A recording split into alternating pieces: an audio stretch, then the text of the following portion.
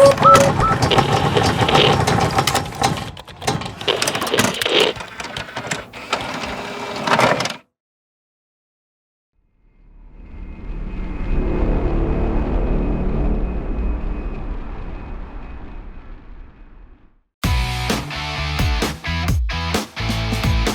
desert wind is a raider. This is the Silver and Black Today podcast. The latest in Raiders news, views, and interviews from the home of Raider Nation, Las Vegas, Nevada. Check out the only independent news source covering the Raiders based in Las Vegas. And now your host, Scott Gulbransen. Welcome back, everybody. Silver and Black Today, the podcast brought to you, of course, by Vegas Sports Today. If you have not gone to the new website, you got to go there. Everything you loved about silverandblacktoday.com over the past 4 years, and thank you very much for your support and for reading the website, is now at vegasportstoday.com, where you'll get all the latest Raiders coverage from us, including this podcast, obviously, but you also get great up-to-the-date news and information about the Raiders, where we'll be covering them all the time. So if you used to go to silverandblacktoday.com, of course, you know now that just rolls over to vegasportstoday.com. We also cover all Vegas sports there, including the Golden Knights, who are in the middle of this NHL playoffs, not doing very good as they head into tomorrow's game in Montreal, but nonetheless, you can do it there. You can also read about the WNBA here in Las Vegas, about possible relocation of the Oakland A's to Las Vegas, as well as fighting combat sports. If you're a UFC fan, if you're a boxing fan, we got you covered, Raider Nation. So check out vegasportstoday.com. We appreciate you being with us. Also, don't forget, subscribe to this podcast. You got to do that. So that way it's just delivered to you automatically. Every time we update it, you don't have to worry about it. It's just going to ping you, whether you're on Apple Podcasts, whether you're on Spotify, whether you're on Stitcher, whether you're on Google Podcasts, or Odyssey. If you get your content there, you can get it there as well. So make sure you subscribe. Also, subscribe to our other Raiders podcasts. That's right. We have two here at vegasportstoday.com. That includes the very popular Just Pod Baby with my man Evan Grote. Make sure you subscribe to that podcast in all those locations as well. All right, we're going to jump in. Of course, it's that time of the year where things slow down. We got finished with minicamp last week. We talked about that. We also are waiting on camp, right? Camp comes July 27th. We're about a month away from the official start, if you will, of the NFL season as the Raiders will roll into camp here in Henderson, Nevada at their headquarters just outside Las Vegas. And so we're going to get going with that. We'll start to do some of that content as we move forward. But, of course, this week's big event, if we all know, it was the coming out of Carl Nassib. The Raiders defensive end came out as gay this week, the first active roster NFL player to do so. Not the first NFL player to admit or I should say, come out and say that they're gay and be public about it. Many have done it after they've left the sport. Of course, you had Michael Sam, who tried to make an NFL roster, was on the NFL roster through a preseason, but was never active for a regular season. Carl Nassib has that designation. For those of you kind of confused on why he's being called the first, but that's the way it is. So that was the news that dominated, frankly, the NFL, not just Raiders news, but the NFL as well. Just a brave and I'm sure a big relief for him in testosterone-driven sport like professional football. It's not lost on me that it takes guts and a sort of internal personal peace to be able to do this. So Carl Nassib coming out was a big deal, and I think I speak for most football fans when I say whether or not Nassib is gay. It doesn't really matter to most of us, and I say that as someone who, of course, is not gay, but it matters a lot to folks who could be dealing with the same personal situation and struggling with whether or not they want to be public with their private lives, and so that's not lost on me at all, and that's why you'll see a lot of people who aren't even football fans really celebrate it and talk about it. And when I say it doesn't matter to me, I'm not minimizing the impact it has on Carl and his life and his career. I just really have the same mentality that Al Davis had, which is if you can help a team win, that's what matters. If you can, it doesn't matter what color you are. It doesn't matter what you do in your life, legally, obviously. It's all about what you do on the field. So gay or not, that's how I would and will judge Carl Nassib. And as the NFL commissioner said, of course, hopefully this type of news isn't news in the near future, meaning that we've come to a place where, how somebody lives their life off the field and their own personal things is not a big news headline, but it is in this case because Carl Nassib is the first, and he was public about it. And the support that the Raiders and the NFL gave Nassib publicly is commendable, and I'm sure that helped him a great deal. What is disappointing to me, though, out there is how some immediately celebrated his coming out and soon turned and are now berating him because apparently, and I didn't know this, I don't care about players and their political views. I really don't. Some make them public, some do not. I don't get into that argument because I just really don't care. But he's, I guess, a registered Republican. Right? So because true or not, the gay movement and the LGBTQ movement has not been something that you closely align with Republicans, right? That's just the way it is. And what drives me nuts about this kind of cesspool of social media and the culture we've cultivated in this country is that here's a guy who lives a very public life as a member of an NFL team. He comes out gay, and when some find out his politics are different from theirs, they want to now go back on their support of his brave act. I mean, what is wrong with people? We all have personal and political views, and they don't always match up. So those who cheered him for coming out now have turned, in a day, now are hurling insults at him for apparently being a Republican. Seriously, is this like a mass mental illness we have in this country? I guess it's politics as religion. For some, politics have become, we often decry people who we look at as religious zealots, right? Who want to force their beliefs upon you no matter what your own personal beliefs are. And so to me, this is like a mass mental illness because Carl Nassib, who is now an outed gay man, he came out himself by his own accord, is now being criticized by those who celebrated him a day earlier because of the way he votes. And so apparently to some, diversity is only valid if it agrees with your politics. I mean, really? Really? He's the guy who had the fortitude to come out and tell people about his true self.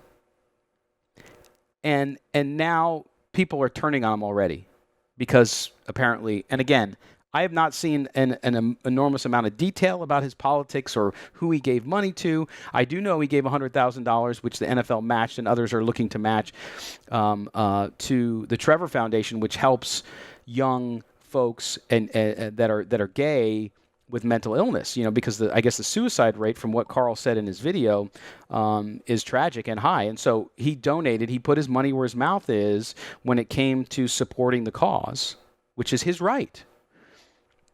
And some people who don't agree with that disagreed with him at the beginning over that. And then now the people who supported him and were cheering him as a hero in the gay community are now railing against him because apparently he's Republican.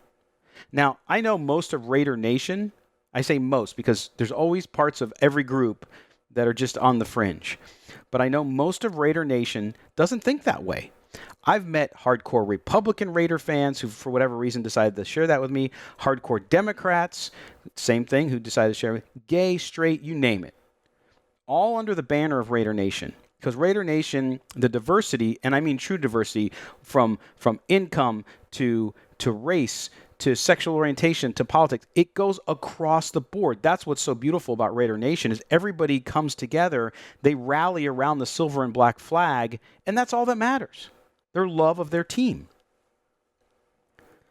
But this two-faced support of Nassib is bizarre to me. And again, that's coming from my perspective, my life.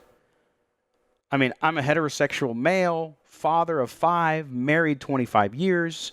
So I can only go up from my perspective. But to me, again, that two-faced support is bizarre.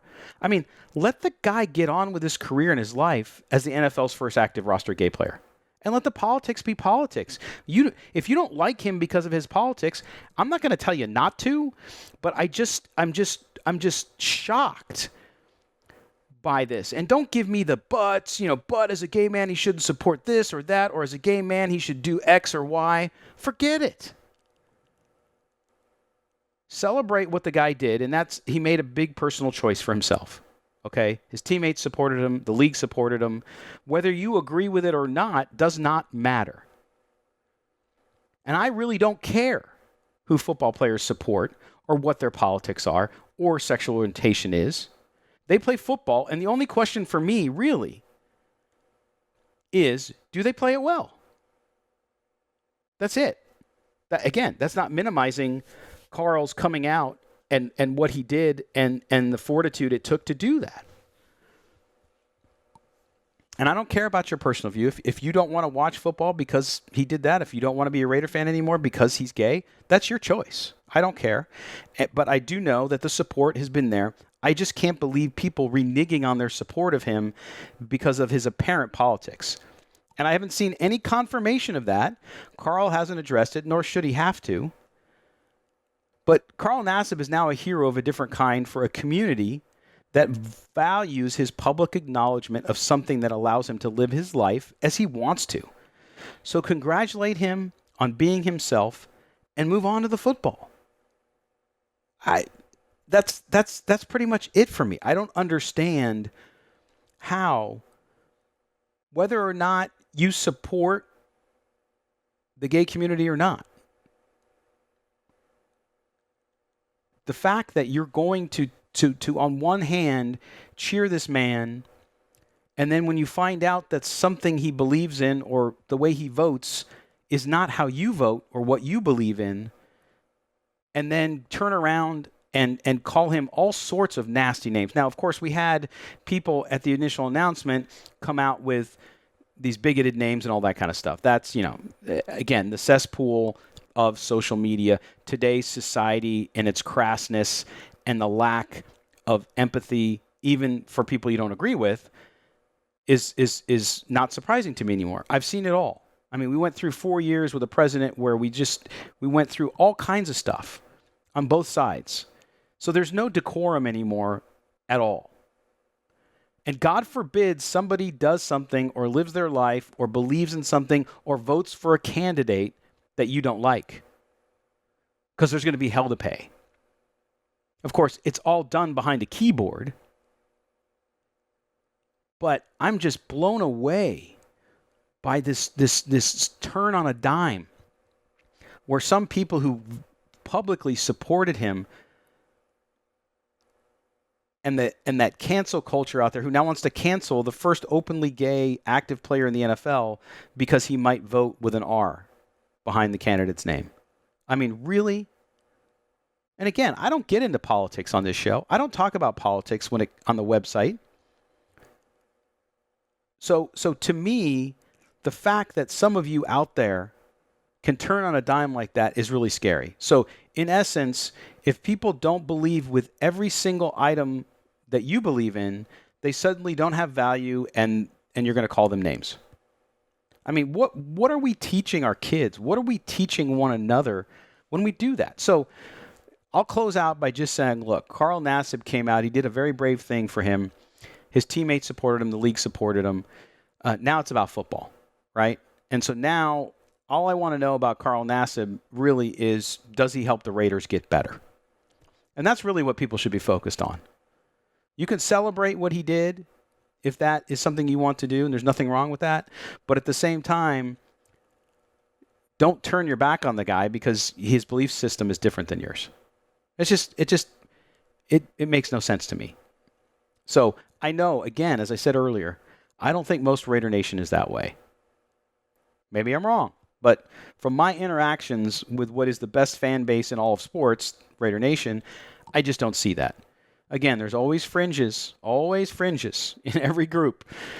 So there's some wackos out there in Raider Nation too, and you guys know because you deal with them, and most of the time Raider Nation holds themselves accountable, which is awesome. It's awesome to see that, even in the cesspool of social media. But I want to know if Carl Nassib's going to bounce back from what was sort of a disappointing year last year. That's really where I'm focused. I hope he does. If he does, then the Raiders are much better. And that's what I'm focused on. So when we talk about Carl Nassib on this show, I'm not going to talk about how he votes. I'm not going to talk about who he's in a relationship with. I'm going to talk about how he plays football. And I hope that you guys focus on that too.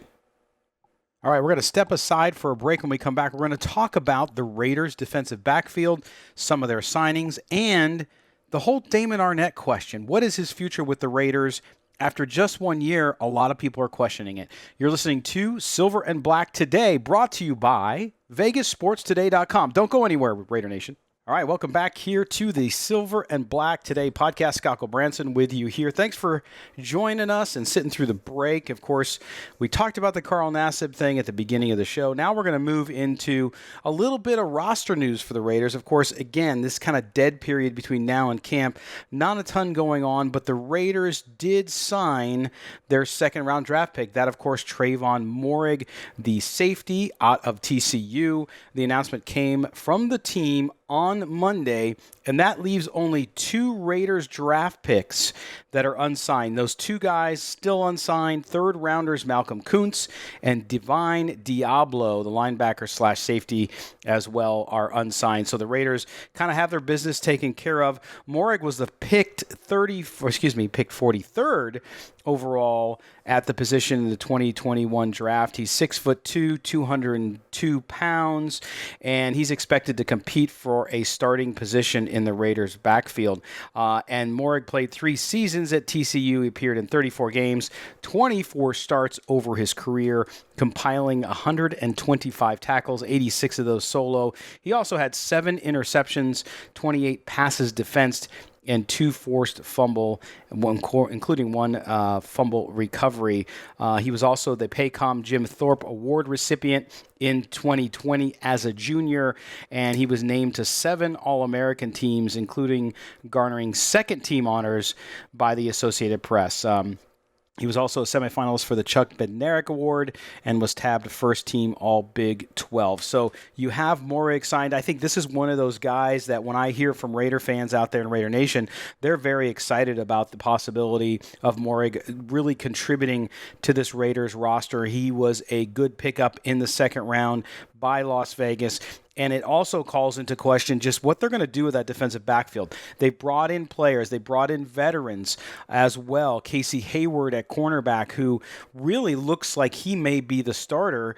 And that leads open to the question that a lot of you have been discussing, at least what I see in social media and on the radio shows, my former station over Raider Nation Radio with my good buddies, Pritch and Clay, and of course with Vinny and JT the Brick, which is Damon Arnette. What is his future with the Raiders? So you have Moehrig at safety, Jonathan Abrams going to box safety. You have a lot going on there, and it looks like they're feeling really good about their young players and what they're going to be able to do. But at cornerback, with Casey Hayward there, him knowing the Gus Bradley defense and that scheme and being that veteran leader that cornerback room really needed, is phenomenal. But then that brings us back to Damon Arnette. Now, Vic Tafur, our good friend who's been on this show many, many times from The Athletic, talked about Arnette last week. He said that after watching minicamp, that Arnette has become almost an afterthought. That's the words of The Athletic now and what they said. But the idea that the Raiders are running out of patience with their first-round draft pick from last year, I should say, first-round draft pick, 19th overall in the 2020 draft, to be clear, that he may not be in their long-term plans. So there's some conflicting feelings right there, right, if you're a Raiders fan, which is Damon Arnette, talented. A lot of people thought, including myself, mea culpa, I thought he was drafted too early. But Mike Mayock, John Gruden really liked what they saw. They scouted him. I didn't scout him. I'm going off media reports and everything else that you guys go off of. But if you look at Arnette being drafted 19th overall, it was a surprise for many, including draft experts who really follow this and the league very closely. But he struggled last year. As my good friend Hondo Carpenter talks about it, it wasn't that he wasn't a good player, but he did have maturity issues, right? And we saw that. And going into his second season, there shouldn't be a question that he would be your starter, right? As a number 19 overall draft pick, He struggled to stay healthy as a rookie. He didn't play well when he was out there on the field. And after the season, if you remember that postseason press conference, Mike Mayock and John Gruden both kind of said the same thing, that he needed to get stronger and then he needed to get bigger. He needed to really focus on that. But if you look at what the Raiders have done at the position, to me, talk is talk. Action speaks louder than words, right? So you look at Casey Hayward coming in. You look at Ray Wilson coming in, Ray Wilson coming in, Rasul Douglas, Devontae Busby, and even then they drafted Nate Hobbs in the 5th round. John Gruden has said the best players are going to play there.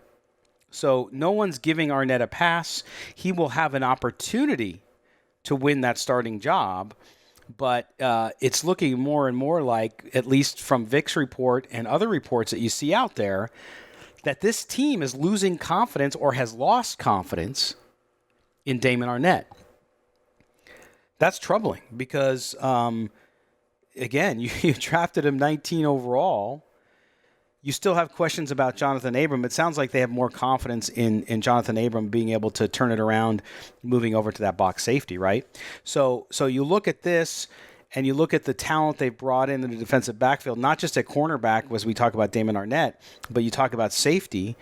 And I like it. I like that the Raiders are saying, listen, you know what, we might have drafted a guy early in the 1st round, but the reality is we're going to play the best players we can play. And we're going to go for depth. And not only that, but we're going to have competition. It doesn't matter what you do or who you are or where you were drafted. It don't matter. We're going to bring in guys to compete against you. And I like that. I thought the Raiders did that last year. It didn't quite pan out for them in some areas.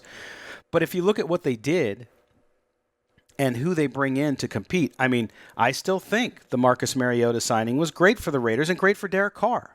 You saw what you got out of Derek Carr last year and his improvements there. Didn't result with wins and losses the way you want him to, of course, which is the ultimate measurement. I get that. But I don't think you could find anybody who would argue that having Marcus Mariota, a better backup quarterback there, didn't help push Derek Carr to get better. And that's great. There's nothing wrong with that. It's not a negative at all. It's nothing of a negative indicator against Derek Carr. It's nothing against Marcus Mariota. It's just, it's good to have competition at all positions. So you look at this defensive backfield for the Raiders, and you look at Trayvon Moehrig, who we talked about at the beginning of the segment, and the fact that the Raiders signed him to a deal after the draft and after minicamp. So you got competition at safety. You got competition now at cornerback with a bunch of veterans in there. And some of those guys are frankly what I call spaghetti guys. You take that noodle and you throw it against the wall and you see if it sticks. If it doesn't stick, well, it's one noodle, didn't cost you a lot of money. In this case, these free agents that they're bringing in, it's not going to cost them anything. But what you do is you create an environment where nobody feels safe. And that's a good thing. I mean, Trayvon Mullen, is he pretty safe? Yeah, he is. But that doesn't mean he's going to start. He's kind of the de facto starter on the other side.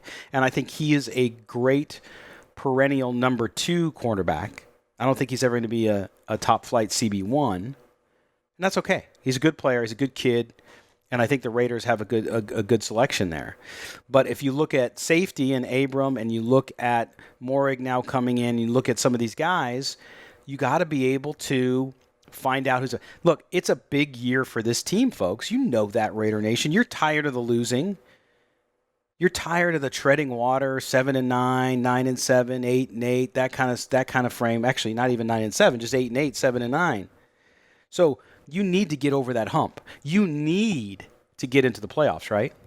And so I don't think that's lost on John Gruden and Mike Mayock. They feel the pressure too. You can say, well, Gruden's got a 10-year contract. He's under no pressure. I disagree. He's under his own internal pressure. I'm not here to tell you he's going to get fired because I don't think he will, even if they didn't have a great year.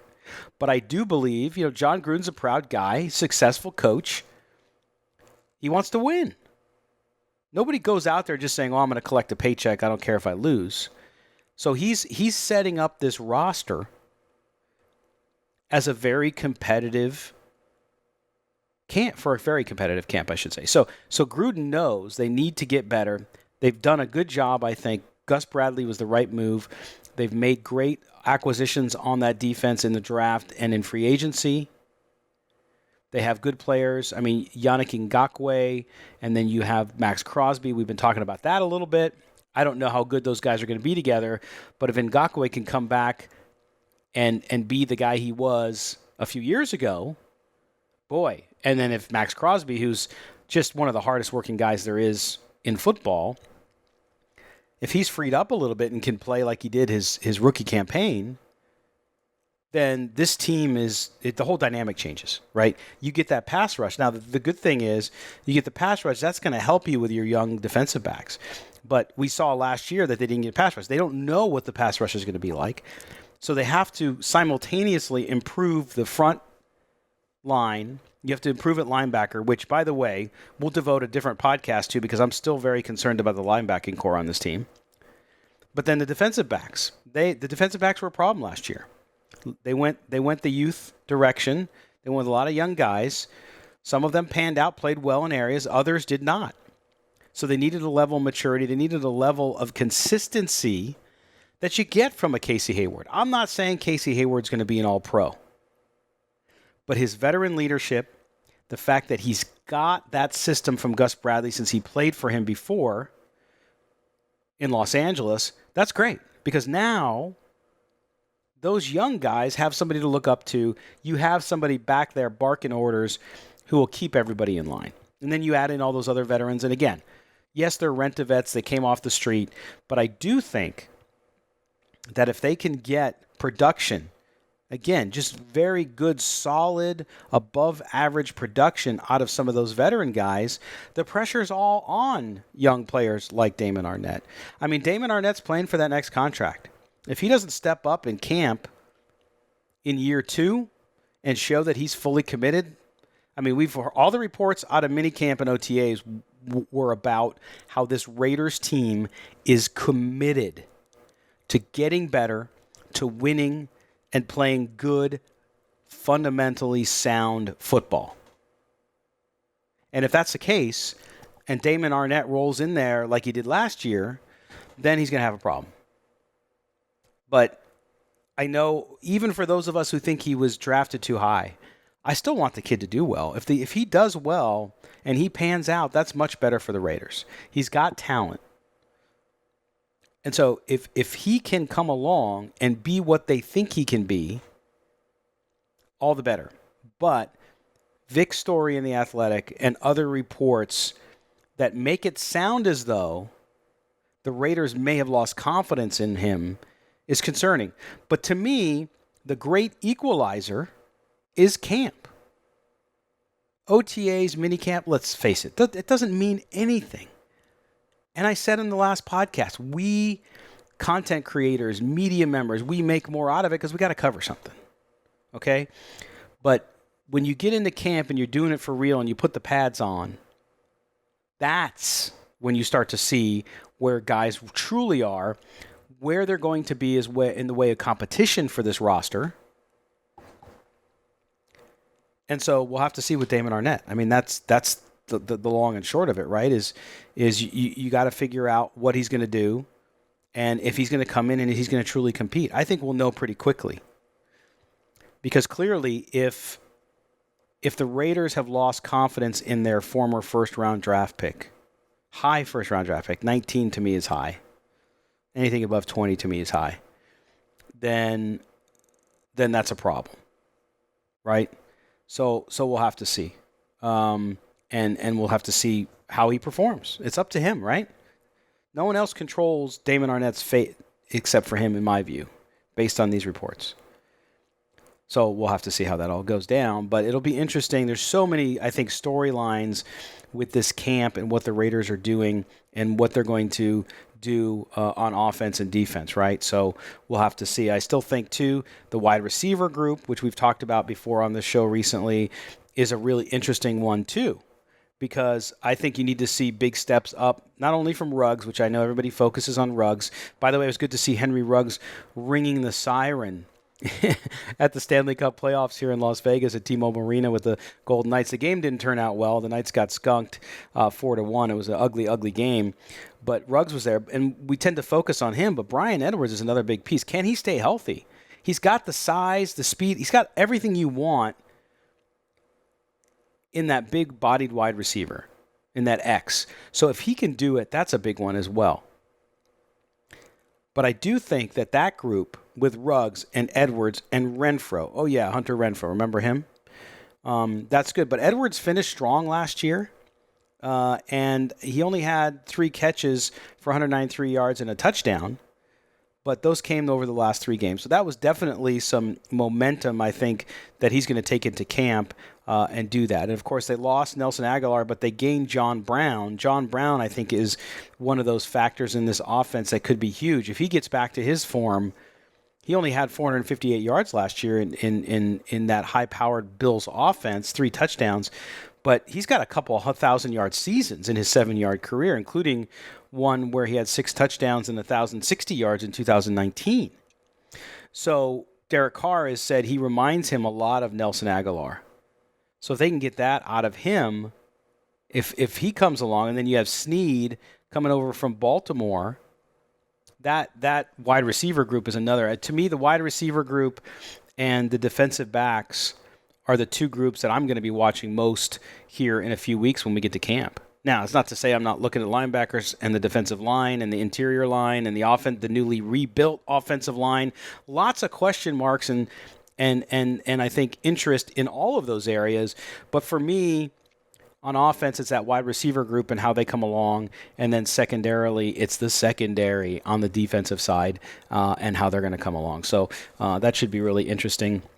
And we'll see how it all pans out. But, yeah, a pretty light week in Raider Nation this week, but we wanted to get a podcast out to you. Got a lot more coming up, including some exclusive interviews that we'll have over the next couple weeks. So bear with us through this non-news kind of slow time. There might be some stadium news and tailgating news that are coming up, and we'll report on that as well. But we wanted to get out a weekly podcast to you, and I certainly appreciate all the notes I've gotten since we've restarted after I had to step away from the radio show with health issues and stuff like that. So thank you for that, and we will continue this. We'll get guests back on very, very soon, but we certainly wanted to just give you comments on the latest and greatest and what's happening inside Raider Nation live here from Las Vegas. So appreciate you guys being with us. Don't forget, make sure you check out VegasSportsToday.com. That's where all of our coverage around the Raiders is now based. So SilverandBlackToday.com has become part of VegasSportsToday.com, and that's where you'll find all that, as well as other